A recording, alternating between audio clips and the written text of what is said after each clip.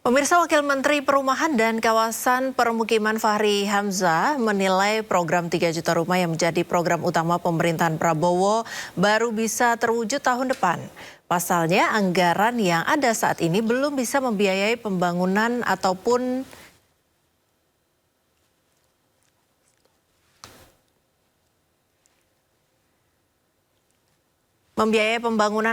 renovasi 3 juta rumah.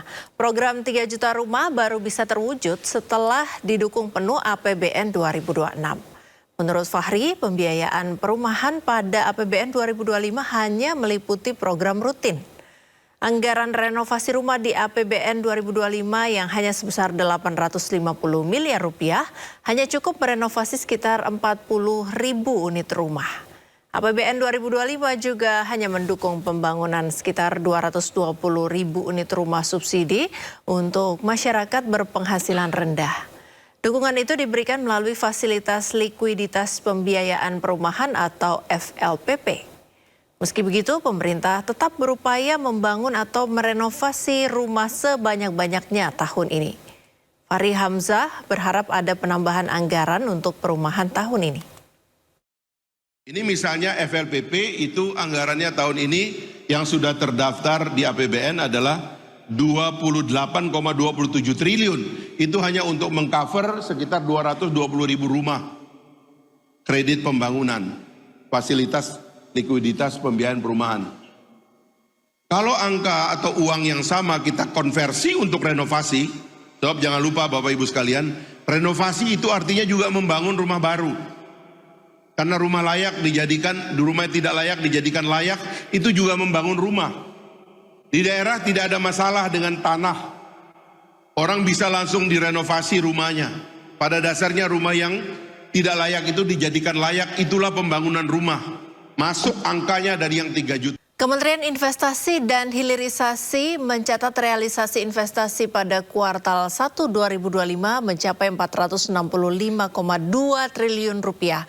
Realisasi sepanjang kuartal pertama 2025 ditopang oleh penanaman modal dalam negeri yang tercatat lebih tinggi dibandingkan dengan penanaman modal asing.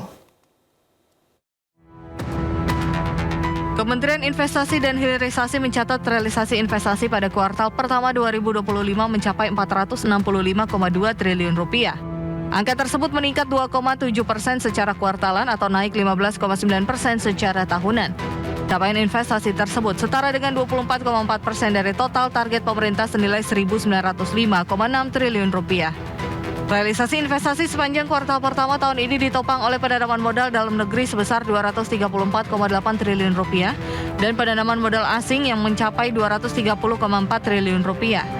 Berdasarkan data BKPM, investasi yang masuk di Pulau Jawa mencapai 229,3 triliun rupiah dengan porsi 49,3% dari total investasi, sedangkan luar Jawa 235,9 triliun rupiah atau setara dengan 50,7%.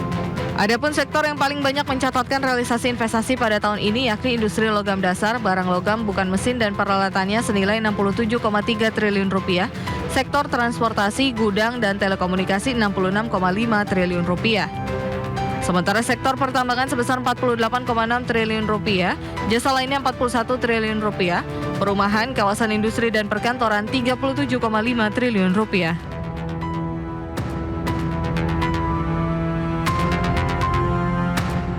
Menteri Keuangan Sri Mulyani Indrawati menyebut perekonomian Indonesia akan tumbuh di angka sekitar 5% di tahun 2025. Optimisme tersebut mengemuka di tengah pemangkasan angka proyeksi pertumbuhan ekonomi Indonesia oleh Bank Dunia serta Dana Moneter Internasional. Menteri Keuangan Sri Mulyani Indrawati optimis perekonomian Indonesia akan tumbuh sebesar 5% di tahun ini di tengah dinamika perekonomian global yang berkembang sejak awal tahun 2025. Dengan mempertimbangkan berbagai faktor tersebut, pertumbuhan ekonomi Indonesia pada tahun 2025 diperkirakan tetap akan mencapai sekitar 5%. Nilai tukar rupiah tetap terkendali didukung oleh kebijakan stabilisasi Bank Indonesia tengah ketidakpastian pasar keuangan global yang meningkat. Optimisme tersebut juga mengemuka di tengah proyeksi Bank Dunia serta Dana Moneter Internasional yang menyebut ekonomi Indonesia akan tumbuh di bawah 5% di sepanjang tahun ini. Bank Dunia menurunkan prediksi pertumbuhan ekonomi Indonesia menjadi 4,7% untuk periode 2025 dari sebelumnya di angka 5%. Sementara itu, Dana Moneter Internasional atau IMF telah lebih dahulu merevisi proyeksi pertumbuhan ekonomi Indonesia menjadi hanya sebesar 4,7% pada 2025 dari sebelumnya 5,1%.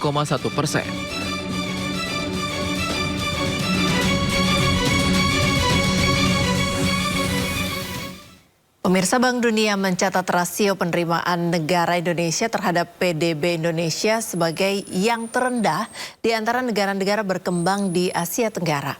Bank Dunia pun menyarankan pemerintah Indonesia memaksimalkan potensi penerimaan pajak agar mampu mencapai sejumlah target dalam perekonomian.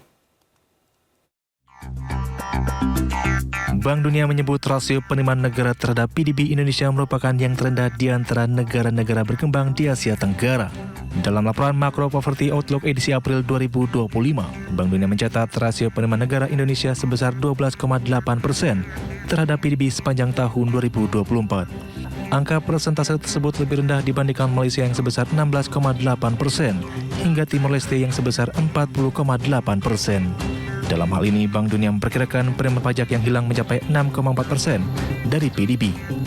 Dengan demikian, jika Indonesia tidak mengalami kehilangan potensi penerimaan pajak, maka rasio penerimaan negara terhadap PDB bisa mencapai 19,1%. Karena itu, Bank Dunia menyarankan agar pemerintah Indonesia memaksimalkan potensi penerimaan pajak. Dengan demikian, ruang fiskal pemerintah semakin besar hingga mampu mendanai berbagai program untuk mencapai visi Indonesia Emas 2025.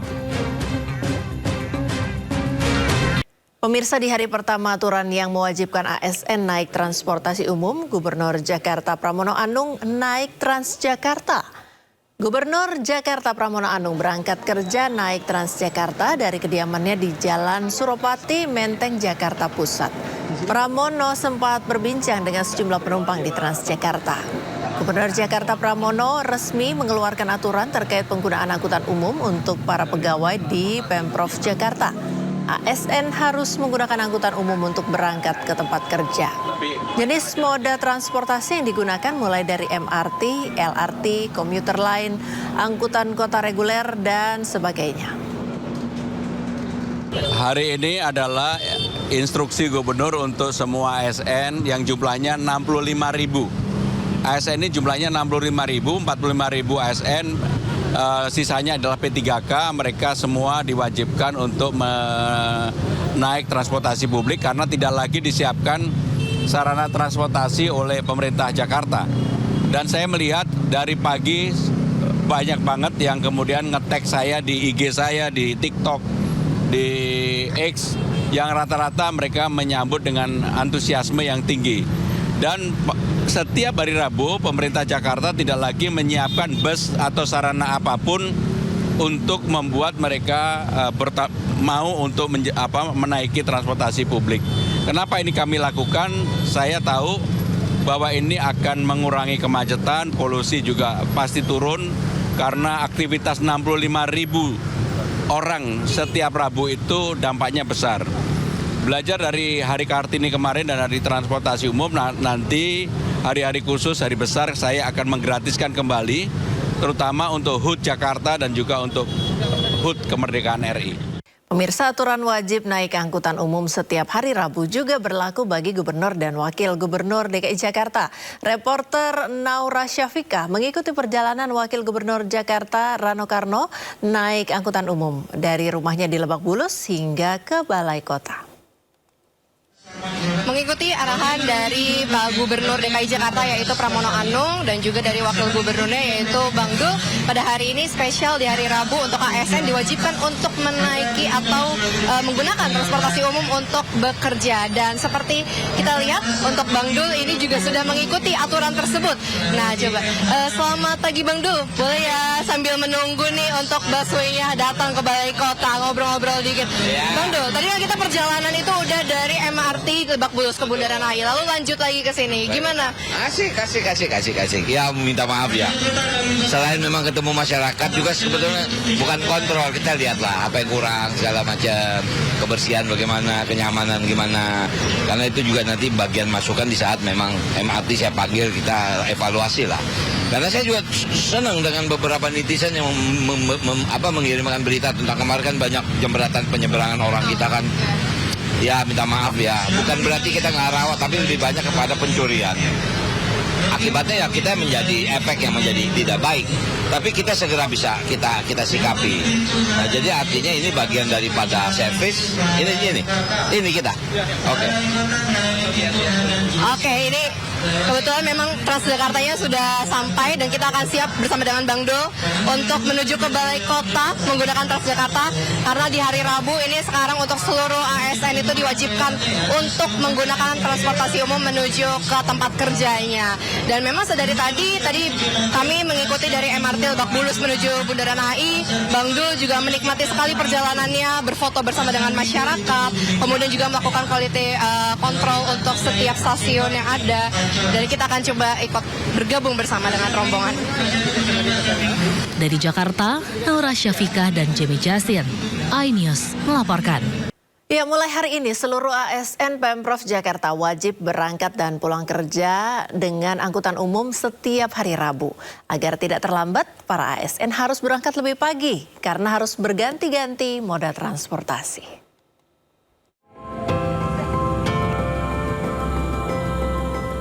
Pemirsa, sesuai dari instruksi Gubernur Jakarta Pramono Anung nomor 6 tahun 2025, di mana setiap hari Rabu ASN atau aparatur sipil negara ini haruslah menggunakan transportasi umum. Banyak sekali moda transportasi umum pemirsa yang dapat digunakan oleh para ASN, mulai dari Transjakarta seperti saat ini, kemudian MRT, LRT, KRL, bus, hingga angkot ya. Dan juga di setiap hari Rabu ini Pemprov DKI Jakarta juga menggratiskan ini untuk para ASN ya, jika menggunakan transportasi umum. Meski harus berangkat lebih pagi dari biasanya, aturan wajib pakai angkutan umum setiap hari Rabu bagi ASN Pemprov Jakarta disambut positif. Beberapa ASN yang tinggal berdekatan satu komplek bahkan sengaja berangkat ramai-ramai. Seru sih, jadi ketemu banyak pegawai juga di tengah LRT, terus jadi berangkat bareng-bareng. Saya naik Transjakarta, saya bersama teman-teman kebetulan tinggalnya berdekatan di Pondok Kelapa, Kaping DKI. Berlaku per hari Rabu ini, aturan wajib angkutan umum ini berlaku bagi seluruh ASN Pemprov Jakarta, kecuali bagi ibu hamil dan disabilitas. Dan jangan coba-coba mengakali karena setiap ASN harus bersuah foto di dalam angkutan umum dan mengunggah foto ke aplikasi khusus.